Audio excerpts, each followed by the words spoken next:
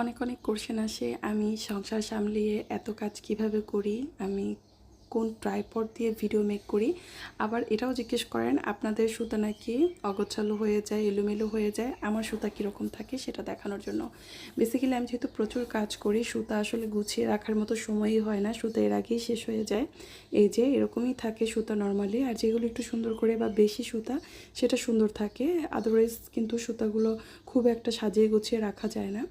আর আমি সাধারণত এই ট্রাইপডটা দিয়ে ভিডিও করি, এর আগে আমি সেলফি স্টিক দিয়ে ভিডিও করতাম, এখন এটা দিয়ে করি। এটা আপনারা যে কোনো কম্পিউটার দোকান অথবা মোবাইলের দোকানেই পেয়ে যাবেন।